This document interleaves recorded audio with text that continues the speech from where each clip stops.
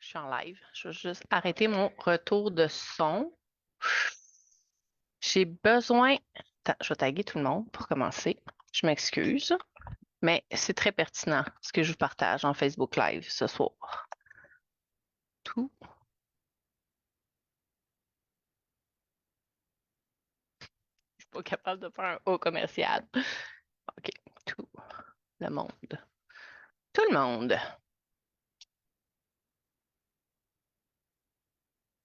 OK. Est-ce que j'ai des gens en direct? Si oui, j'ai besoin de savoir si mon son est bon.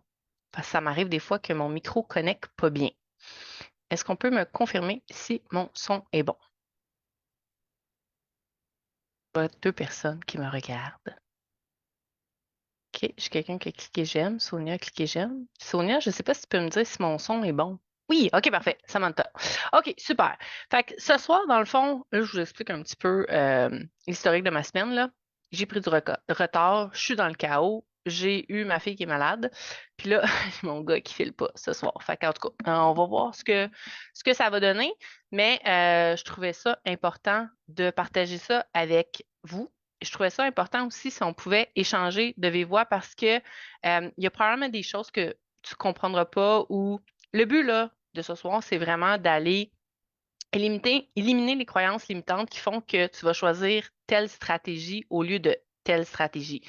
Je veux vraiment que tu comprennes qu'est-ce qui se cache en arrière de chaque stratégie, puis que tu comprennes pourquoi cette stratégie-là fonctionne pas ou pourquoi c'est un peu là, l'éducation canine, c'est comme si on faisait un puzzle, OK? Fait que, tu sais, il y a des morceaux qui vont pas ensemble. Puis, des fois, il y a des étapes qui sont plus pertinentes à faire en premier. Tu sais, comme, mettons, tu as un casse-tête de 1000 morceaux, ben, tu vas commencer par trouver les contours. Puis après ça se peut que tu décides d'aller assembler des couleurs ensemble, tu sais.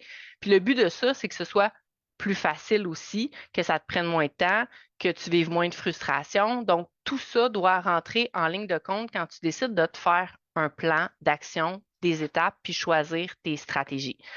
Je veux aussi que tu comprennes que c'est rare qu'une stratégie toute seule va fonctionner.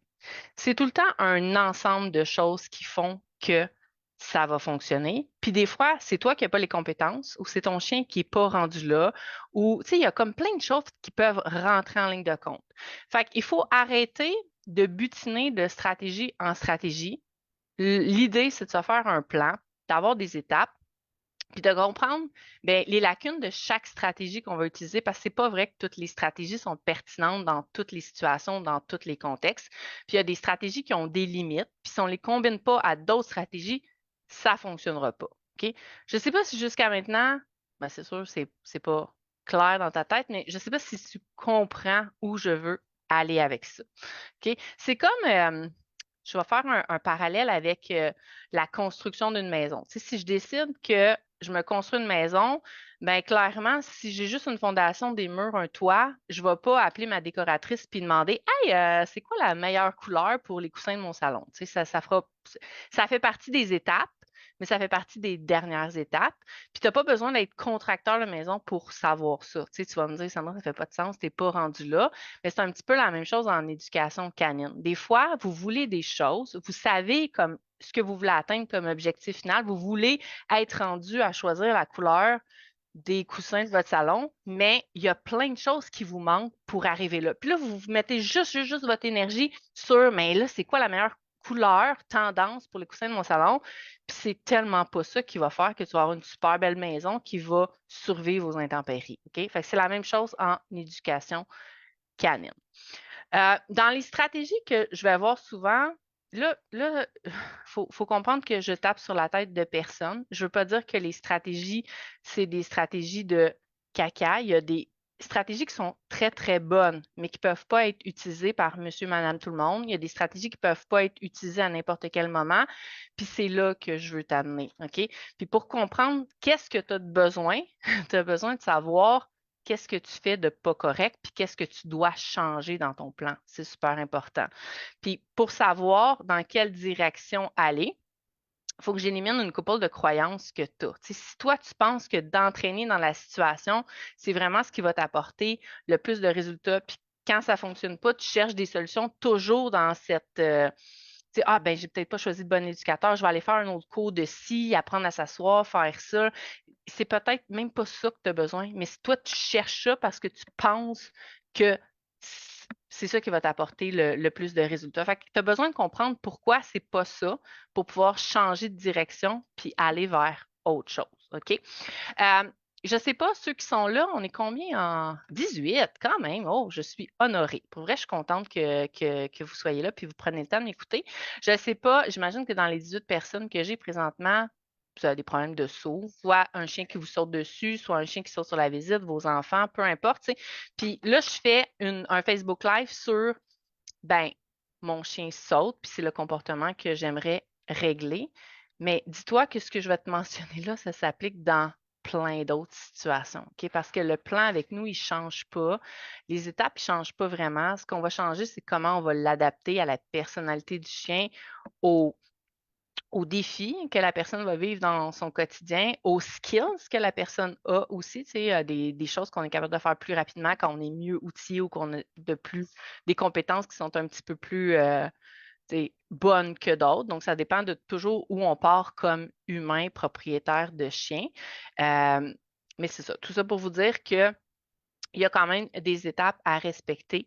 Euh, excusez, j'ai été déconcentrée par Porto qui est mon copain prépare des cognes et il n'a pas accès et ça génère un peu de frustration. Dans les stratégies, là, c'est ça, les stratégies que vous utilisez parce que votre chien saute, est-ce que vous pouvez m'en nommer quelques-uns? Tu sais, j'en ai nommé déjà, là, entraîner dans la situation des assis. Ignorer le comportement, c'est quelque chose que j'entends souvent. Ce que je vais entendre aussi, c'est mêler en laisse, puis mets ton pied sur la laisse, mettons, s'il a tendance à vouloir sauter. C'est sûr que ben, dans les choses que j'entends, c'est comme crie non, monte un genou, pince-y les orteils. Je vais t'expliquer pourquoi aussi je m'en vais pas là.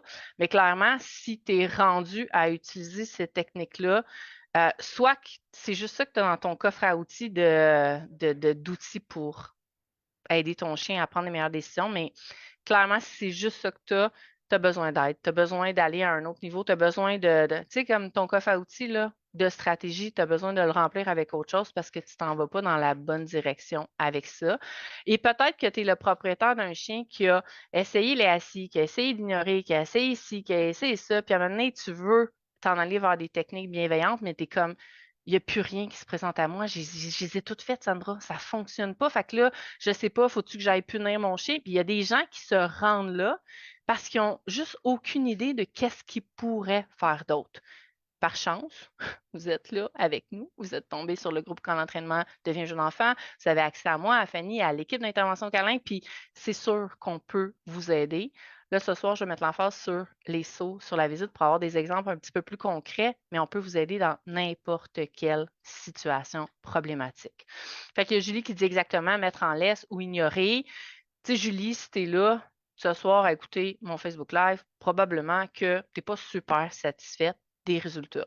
Ou des fois, on se dit, ah, mais ça marche, mais ça marche, genre, je suis toujours obligée d'être présent dans la situation puis d'intervenir. Mais quand je laisse les choses aller, ça marche plus. Fait que là, vous me revenez avec, ouais, Sandra, je suis pas constante. Pas constante. OK? Là, on va arrêter ça, la constance, gang. OK? La constance, c'est un atout. C'est sûr que si je vais prendre un exemple autre que l'éducation canine, là. Mettons, je ne sais pas, moi, je me suis inscrite à un demi-marathon en octobre. OK? C'est sûr que si je veux réussir ce demi-marathon-là, je dois avoir une certaine constance dans mes entraînements. Je ne peux pas me dire, je m'assieds sur mon divan, je fais rien, puis je vais le gagner. Ça, tu sais, que je vais le réussir, ça ne fonctionnera pas. J'ai besoin d'avoir une constance, j'ai besoin d'avoir un plan d'entraînement, j'ai besoin de progresser. Mais j'ai pas besoin de faire ça à tous les jours de ma vie, OK?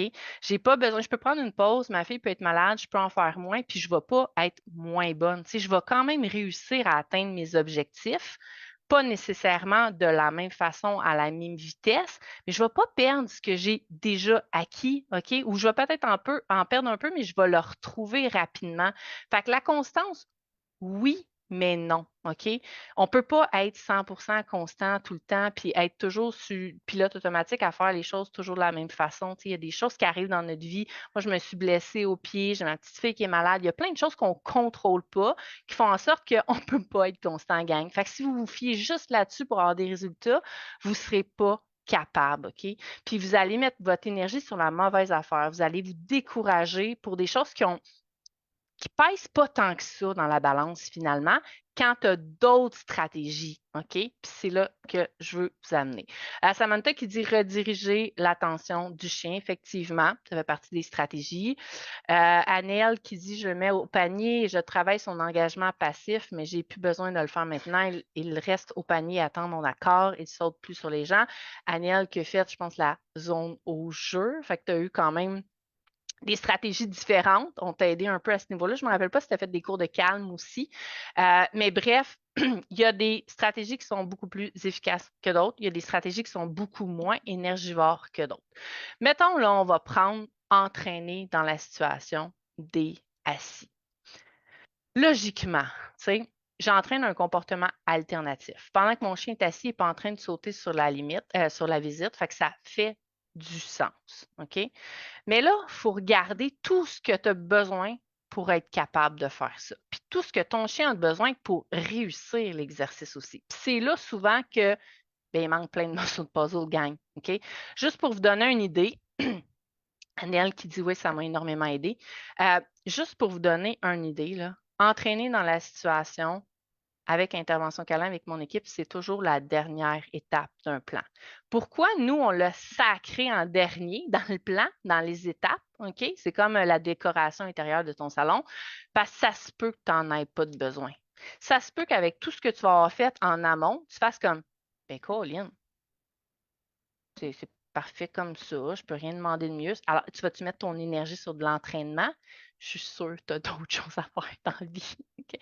À moins que tu sois passionné d'entraînement, puis des tricks, puis tout ça, je peux comprendre. Mais de façon générale, monsieur, madame, tout le monde, là, first, on n'est pas tant outillé pour super bien entraîner notre chien. Puis deuxièmement, ben, on a d'autres choses à faire. Puis souvent, c'est pour ça qu'on laisse aller. OK? Fait que nous, dans les plans qu'on va utiliser, c'est qu'on va mettre notre énergie ailleurs. Cette énergie-là va être moins énergivore que d'entraîner dans la situation. Puis souvent, quand tu travailles autre chose, tu vas te ramasser à avoir des résultats sans avoir travaillé le problème en particulier. Puis là où ça accroche quand tu entraînes dans la situation, mais souvent, c'est comme pas mal tout le monde là, a à la base des cours de maternelle. OK? À moins que tu aies décidé que tu faisais autrement, mais tu sais, tout le monde a pas mal commencé avec ça. Puis c'est correct d'aller dans un cours de maternelle, puis c'est correct d'apprendre une partie de la mécanique d'entraînement. Mais c'est clairement pas dans un cours de maternelle que tu deviens un Jedi de l'entraînement. Tu as appris à faire en sorte que ton chien dépose ses fesses au sol pour s'asseoir, puis que quand il dépose ses fesses au sol, tu vas le récompenser. Donc, tu mets de la valeur sur ce comportement-là et ton chien, oui, est capable de répéter. Il va être capable de répéter ça dans des contextes où souvent, il n'y a rien d'autre qui va se passer. Le problème, c'est qu'on n'a pas toutes les connaissances pour transférer ça dans la vraie vie. OK? Tu sais, je vais te donner un exemple. Quand est-ce que tu demandes à ton chien de s'asseoir dans la vie?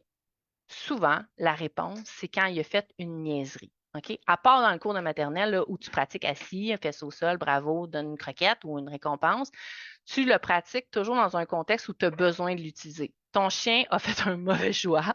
Il t'a sauté dessus. Qu'est-ce que tu fais? Non, t'es pas à terre, assis. Oh, t'es un beau chien! Va donner une croquette. Ou même, c'est rare, les gens qui entraînent aux croquettes. Là, souvent, vous entraînez avec des récompenses qui ont une valeur ajoutée. OK? Fait quelque chose de wow. Fait que là, le chien, pas niaiseux, là. Le chien fait comme si je veux avoir la récompense, wow, il faut que je fasse quelque chose qu'elle veut pas. Parce qu'il faut qu'elle me demande de m'asseoir pour que j'aille ça. Parce que si elle me le demande pas, puis je m'assois dans un contexte anodin, elle m'en donnera pas de récompense, là.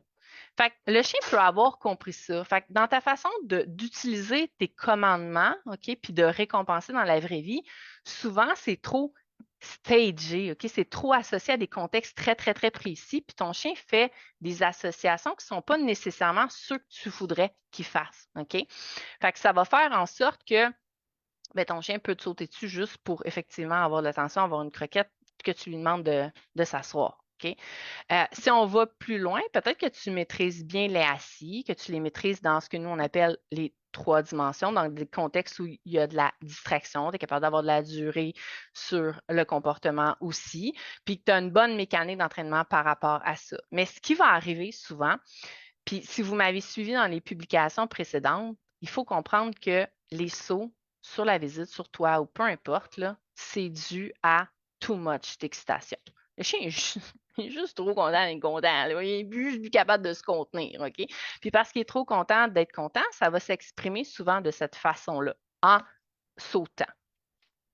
Fait que là, toi, pour concurrencer à la visite parce que tu vas demander à ton chien de s'asseoir là. Puis il va faire quoi? Excuse-moi, c'est parce que je suis en train de sauter sur la visite. Là, si tu n'as rien de plus meilleur à me proposer, moi, on va continuer de sauter sur la visite. Là. Fait que là, tu as lu en quelque part, on t'a dit ou tu as fait un cours, puis on t'a recommandé de sortir une gâterie wow. Pourquoi? Parce que si ton chien, tu sais, ton chien fait de la comptabilité canine, là, puis il va toujours choisir ce qui est le plus payant puis qui lui demande le moins d'efforts. Ça fait du sens. Encore là, ça fait du sens. Je ne dis pas que c'est pas vrai, OK? Mais je vais t'expliquer pourquoi ça ne va pas t'aider. Là, tu vas sortir, je ne sais pas moi, ta saucisse hot dog, ton morceau de fromage, ton foie de bœuf, peu importe qu'est-ce qui a de la valeur aux yeux de ton chien, puis tu vas réussir à avoir son attention, puis il va faire comme OK, je suis à l'écoute, c'est bon, je peux m'asseoir. Tu vois, je m'assois, parfait, je me rappelle qu'il faut que je m'assoie, il fait au sol, il faut que je reste assis. Mais souvent, ce qui va arriver, c'est que le chien est quand même overexcité de recevoir cette récompense-là qui est, on s'entend, là, c'est quelque chose que tu n'as pas dans la vie de tous les jours. OK? Fait que je ne sais pas si vous êtes bon en maths, mais wow plus wow, ça fait quoi?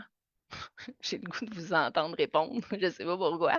Mais tu sais, comme 1 plus 1 égale 2, wow plus wow égale. Est-ce quelqu'un qui va oser répondre quelque chose? Je laisse le temps, gang. Je n'irai pas plus loin si vous ne me dites pas la réponse à ça. C'est sûr, vous le savez. Kaboum! C'est sûr que de l'excitation, plus de l'excitation, ça fait quoi? Ça fait juste rajouter de l'excitation. OK? Wow, wow, wow. Oui, exactement. OK? Fait est-ce que tu as réglé la cause de ton problème? Non, du tout. La visite est un prédicteur, un déclencheur d'excitation. OK? Toi, tu fais de l'entraînement dans la situation d'une façon qu'on t'a enseigné qui est correcte, là. OK? Parce que tu as besoin d'un résultat là, là, là, là, là. Fait que tu vas l'avoir, ton résultat, si tu réussis à concurrencer contre cette chose-là. Ton chien va peut-être s'exécuter, va manger ses croquettes. Là, pourquoi ça ne fonctionne pas? C'est parce que souvent, ton chien est dans trop d'excitation. Puis quand je suis trop excitée, là, il faut comprendre qu'est-ce qui se passe dans le cerveau, mais au niveau de l'apprentissage, au niveau de comment je vais emmagasiner l'information, je ne suis pas capable de bien emmagasiner l'information quand j'ai vécu comme trop d'émotions. Que ce soit une émotion qui est trop positive ou trop négative, quand il y a trop d'excitation ou quelque chose de négatif, c'est encore pire, mais j'emmagasine pas, j'encode pas l'information de la bonne façon. Fait un chien qui se rappelle, il va se rappeler que quand il voit une croquette, il faut qu'il s'assoie, mais il ne sera pas capable de prendre une décision différente si tu n'es pas là puis tu ne lui demandes pas. OK? Puis là, ben, c'est à toi de poser la question à savoir, ben, j'ai-tu le goût, moi, d'entraîner ça à vie, d'être toujours là? Tu sais, moi, j'ai des enfants, là, puis j'aime pas ça me répéter. Tu sais, comme si je te demande de ranger tes bottes, ranger ton manteau, ranger ton sac d'école, vider ta boîte à lunch quand tu arrives. À un moment donné, si je le fais à chaque journée, là, je risque de me tanner puis de me fâcher. Là. C'est pas ça que je veux. Je veux t'amener à devenir autonome dans la vie. Puis on peut faire la même chose avec le chien, mais on va le faire avec les bonnes stratégies. Fait que si tu es toujours là c'est correct de souffler la réponse, mais dans tout ton plan d'entraînement puis dans les stratégies que tu vas utiliser, il va falloir que tu transfères. Ça veut dire qu'il faut que tu sois capable de provoquer la bonne décision. Fait que ton chien est capable de s'asseoir, OK? Mais ton chien est capable éventuellement de le faire sans ton aide. OK? Et pour ça, il faut que tu sois dans le bon état d'esprit. OK? Fait que si tu rajoutes de l'excitation sur de l'excitation sur de l'excitation, ça se peut que tu travailles vraiment dans le vide longtemps. OK? Puis tu mets beaucoup, beaucoup, beaucoup, beaucoup d'énergie pour pas les résultats nécessairement que tu veux. Fait que je te dirais que ça peut fonctionner dépend combien de temps te mettre. temps à mettre là-dessus. Là. Moi, je te dis, je suis paresseuse dans la vie. Si je peux faire quelque chose qui va m'apporter plus de résultats avec moins d'efforts, c'est sûr, j'achète. J'achète, c'est sûr, là. OK? Tu sais, comme je suis maman, j'ai des enfants, je suis entrepreneur, je suis monoparentale, j'ai une vie, là. J'ai d'autres choses à faire que des entraînements. J'aime ça faire des entraînements, mais tu sais, je veux pas passer ma vie à faire ça sans progresser. Fait que c'est la même chose, j'imagine, pour toi. Donc, ça, c'est les raisons qui font en sorte que l'entraînement dans la situation, nous, on te sac ça en dernier dans le plan. OK?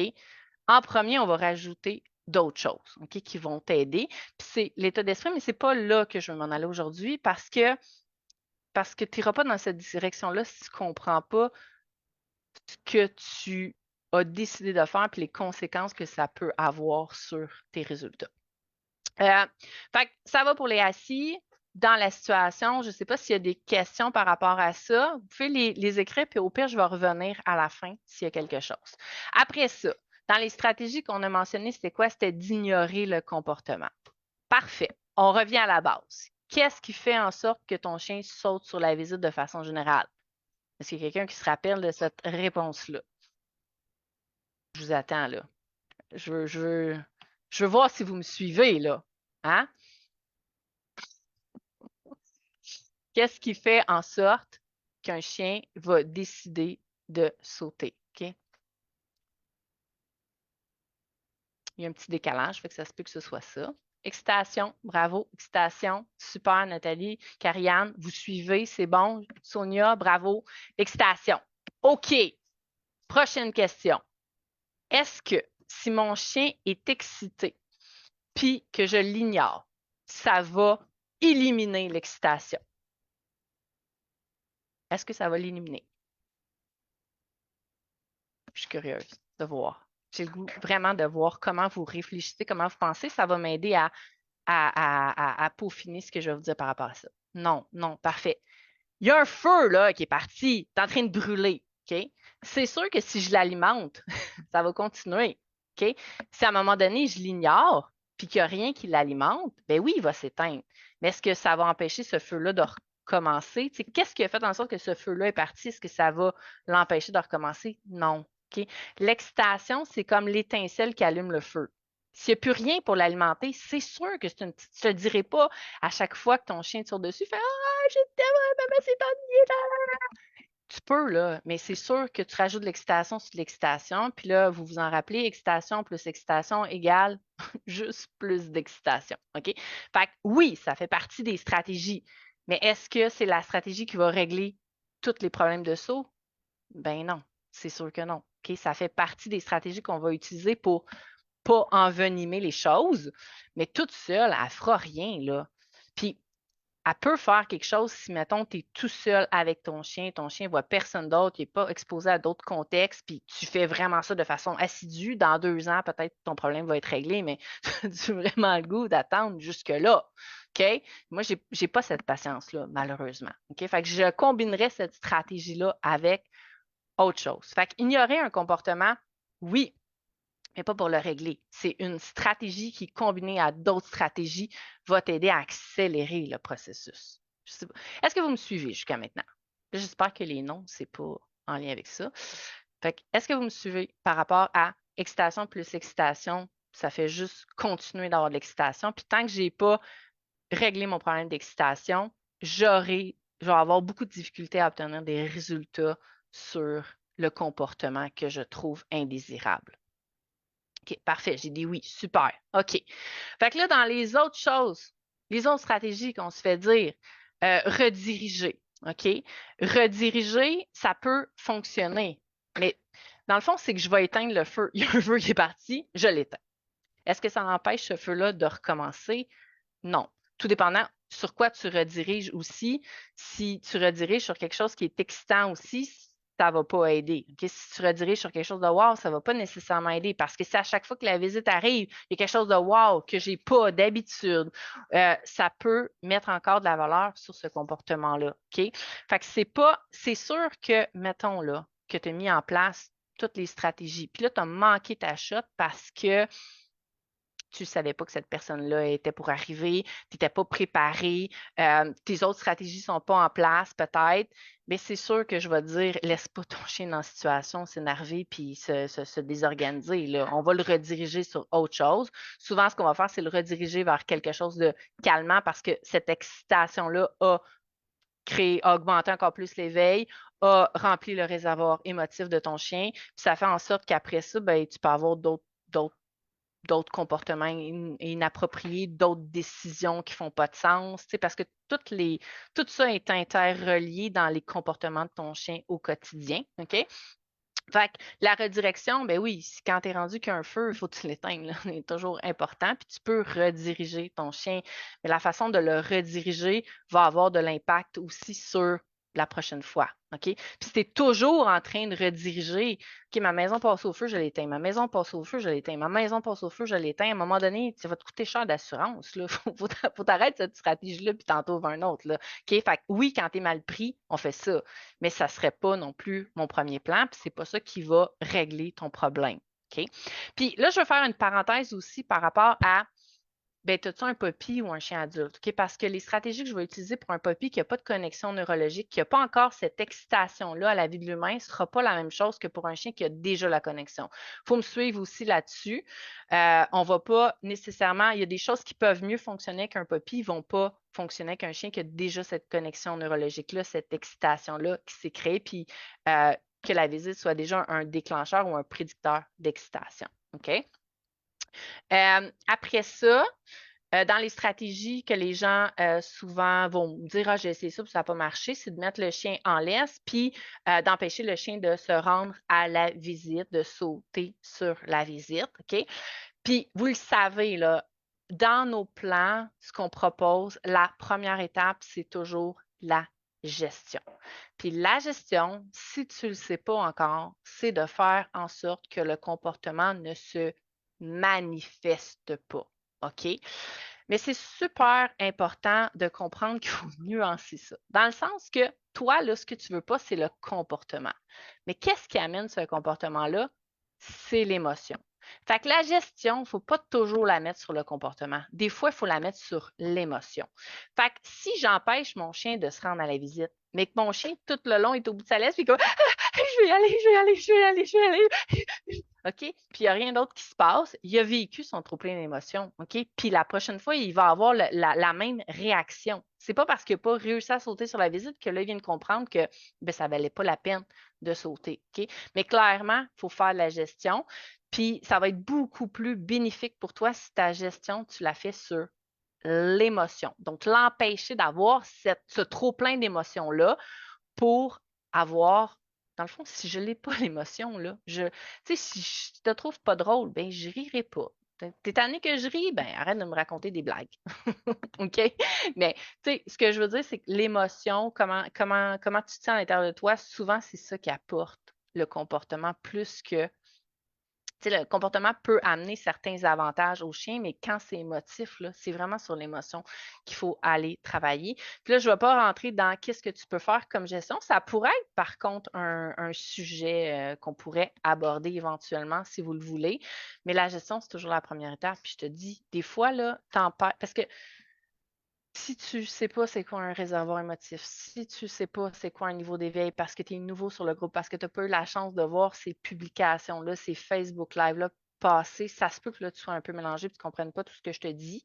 Mais tag-les puis dans les commentaires, puis je vais te rediriger vers ça. Mais la majorité des problèmes de comportement sont dus à trop d'excitation, une émotion négative, c'est sûr, trop d'excitation, OK, ou un débordement émotif. Puis des fois, le débordement émotif, c'est de faire, tu sais, comme tu as un vase, là, puis à un moment donné, il y a quelque chose qui paye dedans, puis ça déborde.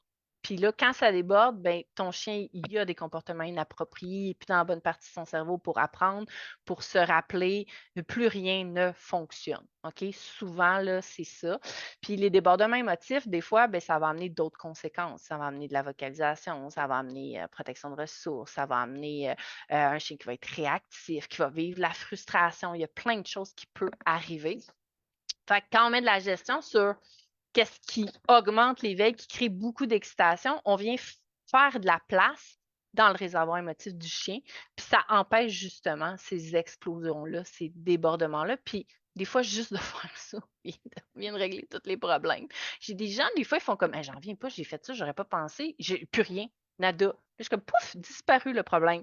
Puis on n'a jamais travaillé le problème, on a juste mis en place quelques stratégies de gestion. J'ai juste dit aux gens, écoute, quand tu fais ça, ça paye trop dans son réservoir. Quand tu fais ça paye trop dans son réservoir. Fais ça à place. Là, je me sens un peu coupable. Non, non, essaye-les, tu vas voir. Puis, pouf, les problèmes sont réglés. On n'a pas mis beaucoup de temps, beaucoup d'énergie là-dessus. La personne est super contente. Elle fait comme, My God, je pensais pas que ça allait être aussi facile que ça. Mais vous skippez cette étape-là. Souvent, vous faites comme Mais c'est tellement, tellement, tellement la clé pour avoir 1001 résultats parce que c'est pas juste sur les sauts là, que vous allez avoir des résultats, c'est sur un paquet d'autres comportements qui causent problème, qui sont des irritants, qui sont pas nécessairement des comportements que vous faites comme je vais mettre mon énergie là-dessus. Mais tu n'as pas besoin de mettre ton énergie là-dessus, on va mettre l'énergie sur d'autres choses, puis tout ça va se régler au passage. C'est ce qui est merveilleux. OK? Fait que, je parlais de quoi, là? Je parlais de gestion. Ouais, on veut faire de la gestion sur l'émotion principalement et ça fait une énorme différence. Après ça, qu'est-ce qu'on a?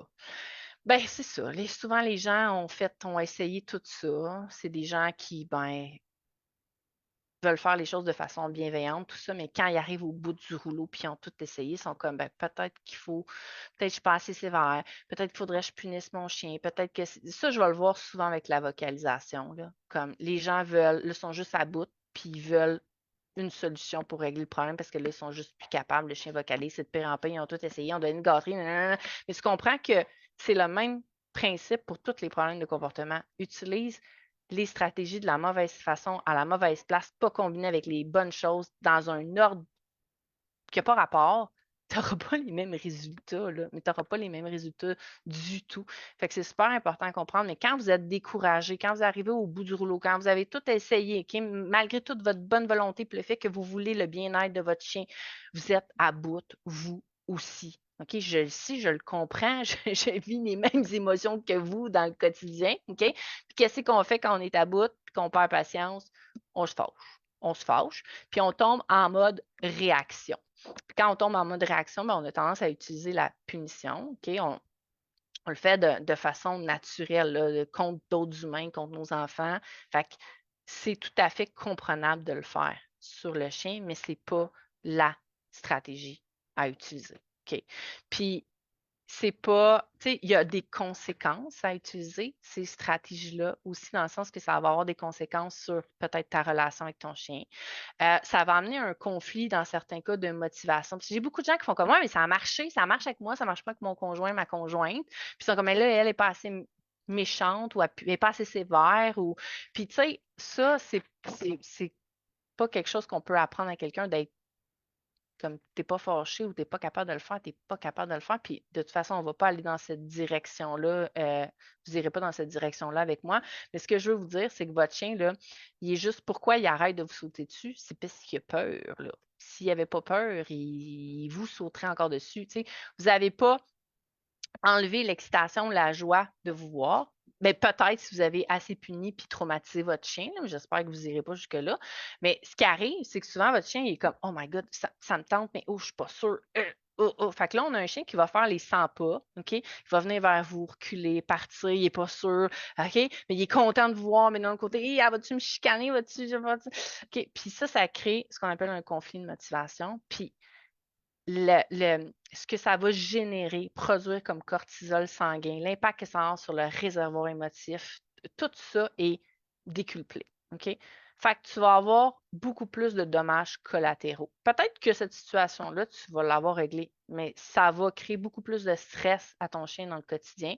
Le stress paye dans le réservoir émotif. Le réservoir émotif qui déborde, c'est d'autres situations problématiques qui vont faire en sorte que tu vas peut-être avoir un chien qui va faire plus de protection de ressources, qui va être plus réactif, qui va plus japper dans des contextes par rapport.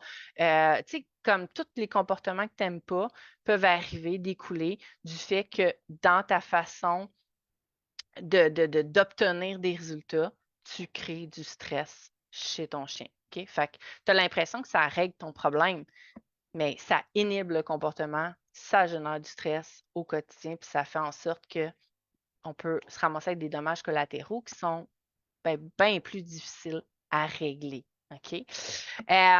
Donc, c'est ça. Ça peut créer aussi un inconfort par rapport à si toi, là, dans les techniques qu'on t'a recommandées, si tu pinces juste un peu les pattes, là, pour comme qu'ils comprennent que ça se peut que tu sois pogné avec des problèmes de manipulation, puis là, ton chien ne veut pas se faire essuyer les pattes l'hiver ou couper les griffes ou les conséquences sont là. Les associations que ton chien va faire, c'est clairement pas les meilleures associations non plus.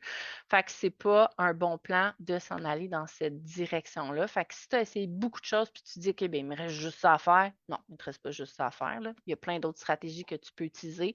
C'est juste qu'il faut que tu comprennes que une stratégie toute seule va rarement t'amener les résultats que tu veux.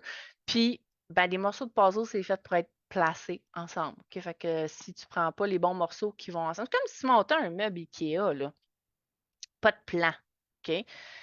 Si tu as juste les morceaux devant toi, OK, puis tu essaies de les raboutiner ensemble, ça se peut que tu vives beaucoup de frustration, ça se peut que tu sacs un peu en cours de route, ça se peut que tu mettes une mauvaise vis dans un trou, puis là, que ça fait en sorte que ta vis, ça reste jamais, elle a grandi le trou, ça fait que la prochaine vis que tu vas mettre dedans, ton meuble va être un peu chambranlant, ça se peut que tu graffines quelque chose, ça se peut que tu ailles à recommencer 48 fois, ça se peut que tu te décourages, ça se peut que tu te dises qu'il y a, c'est de la marde aussi, mais c'est pas ça, OK? C'est juste tu avais un plan, fallait que tu le suives. Tu as décidé que tu ne le suivais pas, mais c'est sûr que ça va être plus long, plus compliqué, puis ça ne donnera peut-être pas les résultats que tu veux à la fin. OK?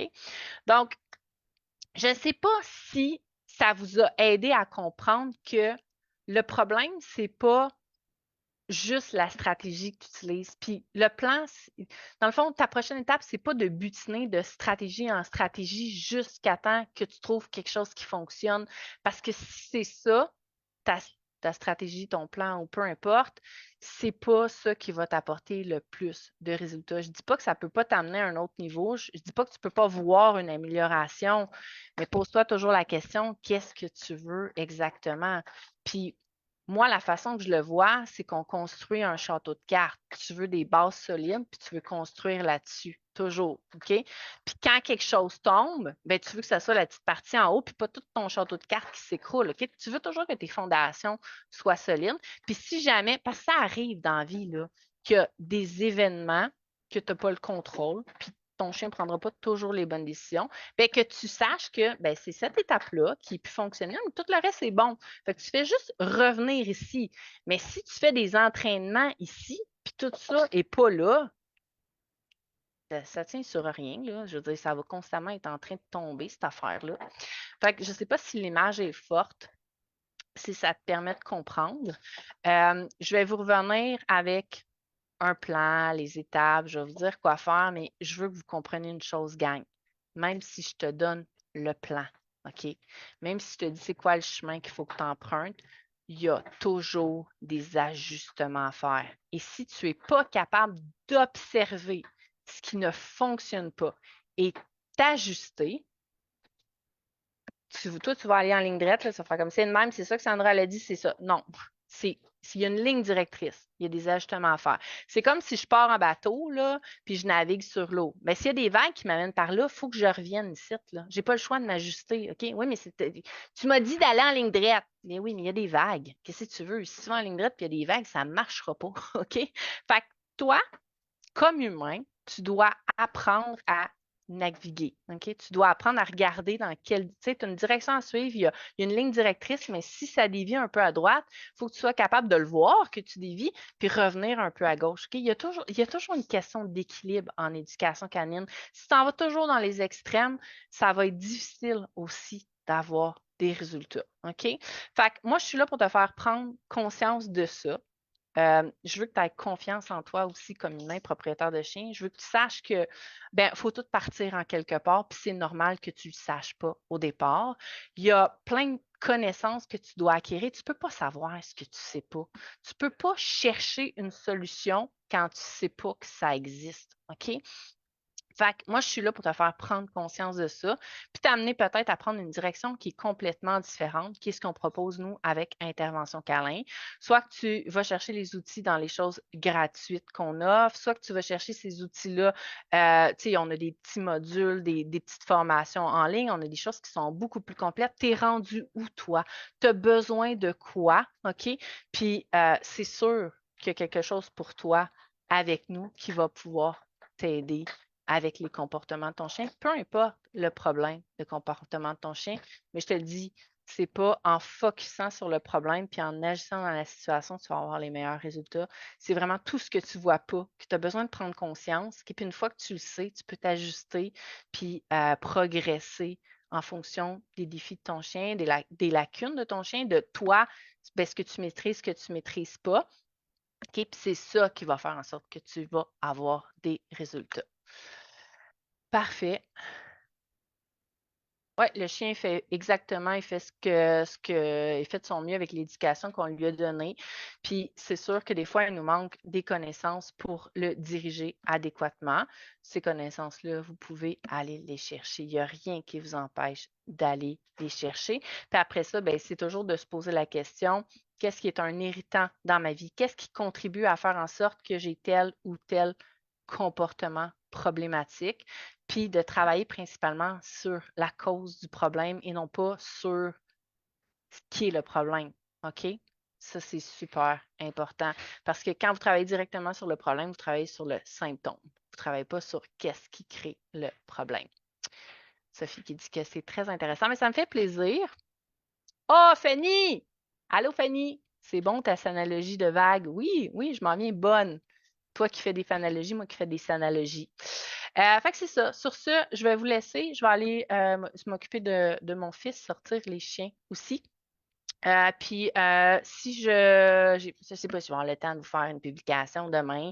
Je sais pas quelle forme ça va prendre, mais je vous reviens avec tout ça, promis. En attendant, si vous avez des questions par rapport à ce que j'ai dit, OK, prenez le temps de me les écrire. Soit je reviens en Facebook Live, en vidéo, en texte, peu importe, mais je vous reviens avec ça.